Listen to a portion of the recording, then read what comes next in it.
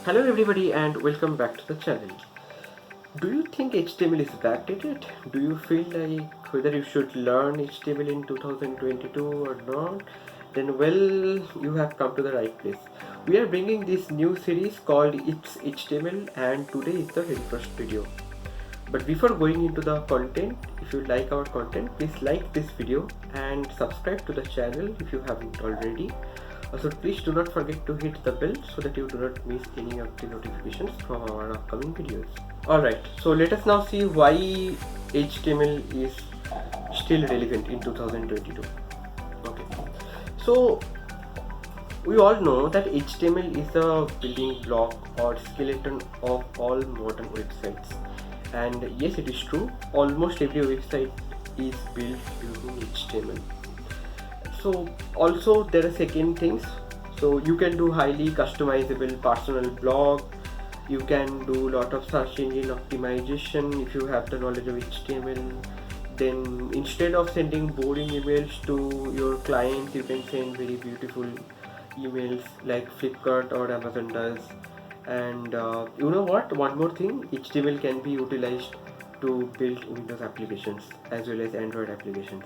There are libraries like Electron.js, React Native. These libraries can be used to build Android applications. So HTML is not only used in websites or web building or web development. HTML can be a very good tool to learn in the app development aspect as well. So what exactly is HTML? Although I have discussed about it in my last video, please check out that video if you haven't already. HTML is basically a markup language. So HTML was invented by a physicist to mark up scientific papers. So you know, scientific papers or any other paper, we do a lot of marking up, like making some text italic, making some text bold, changing the color to make them highlighted, or a lot of other stuffs. So let's now check how we can mark up any HTML document. So any HTML tag starts with this less than symbol and then a greater than symbol. Also, though that tag is ended with less than symbol, then a forward slash, then the tag name and this greater than symbol. So there are a lot of tags like heading tags.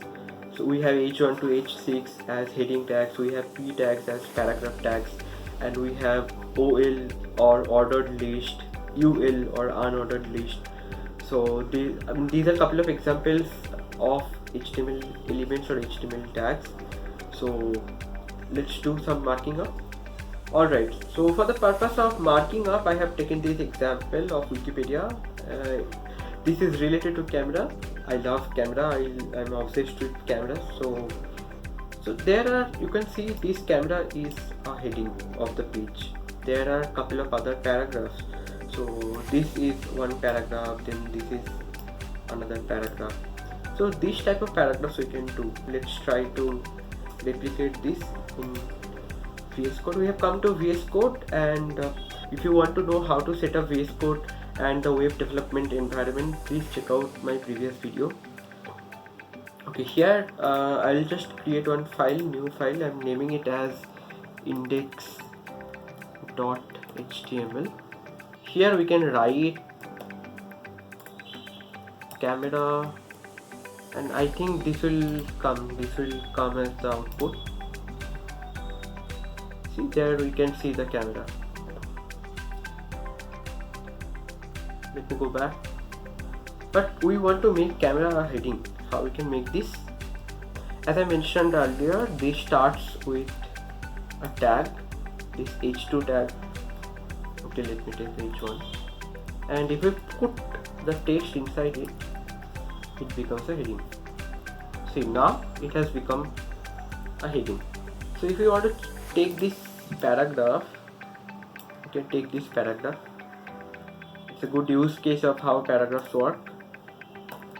We start with p tag and then paste the text. See, now this paragraph actually has appeared. So camera and a little bit of description about the camera.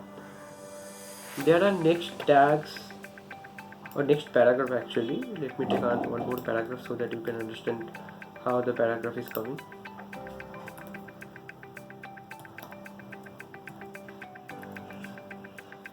You can just right click and format the document so that you can get this beautiful human readable format. We have got two paragraphs. Also the thing is, if I resize this, you can check it gets resized.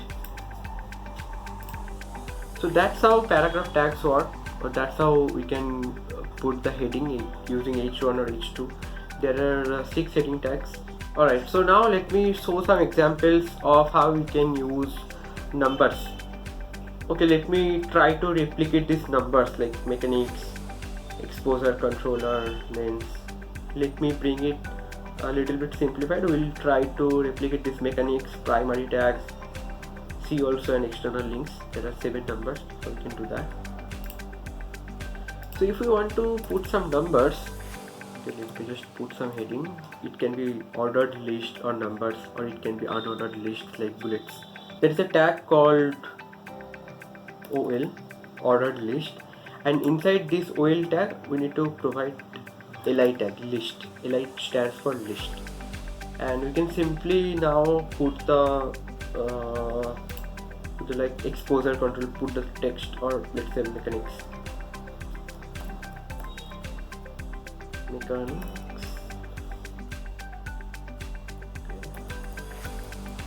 Okay, I think I have copied 7 times.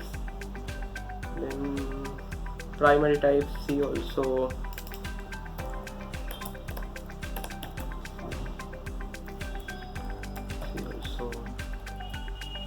And definitely others. See, now if we refresh, we have received this ordered list. Mechanics, primary types, see also, footnotes, references, further reading, external links, and other stuffs as well. So that's how we can create some ordered list. But if we want to create any unordered list or bullet points, so the tag we need to use is UL, or unordered list. Here also inside this we need to use LI tag or list tag. Let's take this aperture, shutter, metering. These 3 I want to do. Aperture, shutter, mechanics. See, if we now check, we have got these bullet points as well. So that's how we can give some bullet points as well. One more important tag that I want to cover, that I want to show you. Let's go back to this. So you can see a lot of blue things like this camera, and whenever we hover over it, it changes to a hand symbol. So basically these are called hyperlinks. So if we click on it, you can go to a different page. So previously it was wiki camera, now we have came to wiki image. So this is called anchor tag or link tag. Link is something that helps you connect different web pages with one web page. I'll show you how we can create a link tag, but before that let me create one more page, one more HTML document. I'll name it as page1.html. This is page 1. If you want to link this, how we can do that? We need to use anchor tag. Anchor is a tag, anchor or a tag, anchor tag or a tag. And this href here, we need to provide the URL of the specific page. So for our case, the page is page1.html, and we can name it as page 1. Now check. See, now this page 1 has a link. It's very similar. If we hover over it, we see the hyperlink, or we see the hand icon. Now if we click on it, it then takes me to this is page 1. So that's how a lot of web pages are connected. And in page 1, if we go from page 1, I can just link to the home as index page. home. Now let me check. See, now you can go to home. Again you can go to page 1. These two pages are now linked. That's how you can utilize anchor tag. Anchor tags are all over there in lot of web pages. Okay, next let me show you how you can show some images in the web page. Alright, so we have the images in this images folder. So this image I want to show how we can do that. So in the index page, if we want to show some image, we can use img tag or image tag. And for this image we need to provide this source attribute. What is the source URL? So I can give this source attribute. Okay. In this alt attribute we need to provide the details of the image or name of the image for screen readers. If this image or if this URL somehow got crashed and you have to show something into the place of that particular image place, then this can be shown. So yeah, that's why alt tags are important. So now we have got the image of the camera into our page. I know this is not beautiful, but for that we need to style the page, but I think that will come later. Today we are focusing on HTML only. One more thing I just wanted to show you in today's lecture is something called block level element and inline element. This would be the last topic in our video, but which is very important. So there are some other tags like div, and you can give some class name, class as attribute, my div. This is a block element.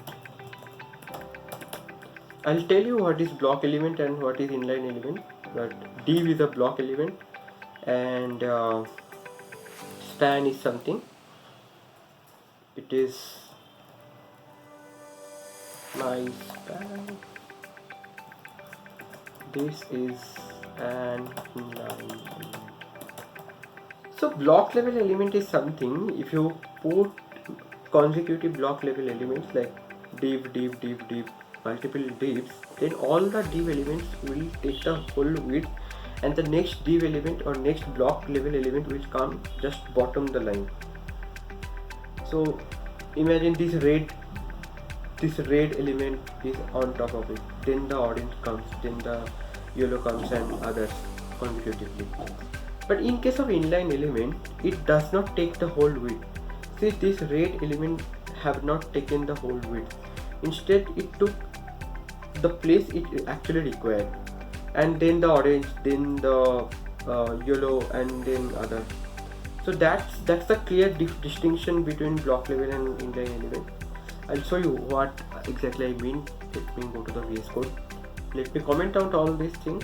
So how you can comment in VS Code, you can simply select the text, all the text that I want to comment, and I can use control question mark, control / to comment it out.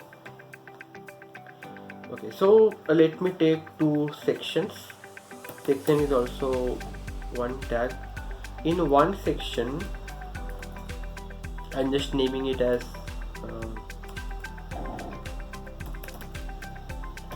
block. In the next section, I'm just naming it as inline, so that we can show you the clear distinction of what we mean. So imagine I am using one div and one, naming it as one div 1, and then div 2, div 3, something like that. And also in the case of inline, I will also use the span element. Span is an inline element. Here also span 1,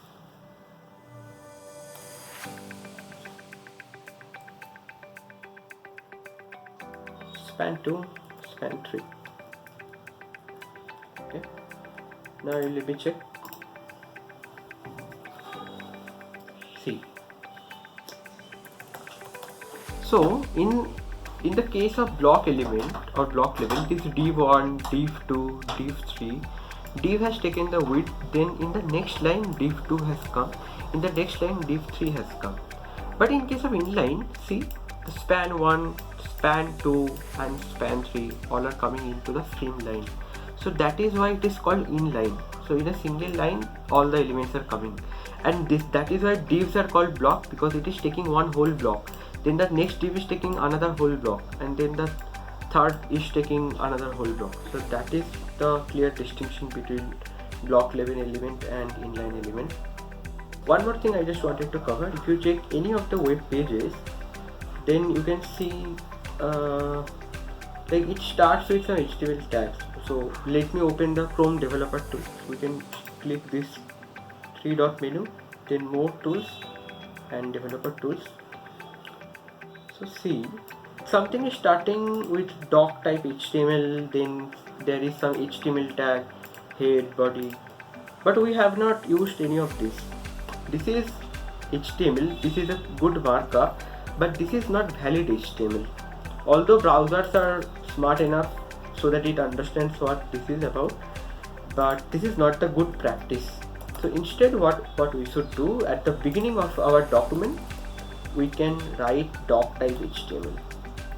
See, doc type HTML, and then start with some HTML tag, and here head, then body, and then wrap all the things of whatever we have into this body. That's a good practice. But we might not be remembering what exactly is there. There are a lot of meta tags there in head tag. So there is something called boilerplate HTML, and how we can create that. So if we, in modern VS codes, in the latest update, if we type HTML and then this 5, this emit gives us the boilerplate code. See, this doc type, then HTML, language, EN for English, head, and inside this head meta tags are there, and this is the document title. We could have used that, but I just wanted to show you that even if you do not put this, even if you do not provide all these doc types, then also the HTML markup works. That's it pretty much now for this series. Thank you very much for joining, and if you are watching till now, please hit the like button if you haven't. This will give us a lot of boost, and please subscribe to the channel so that you do not miss any of the notifications.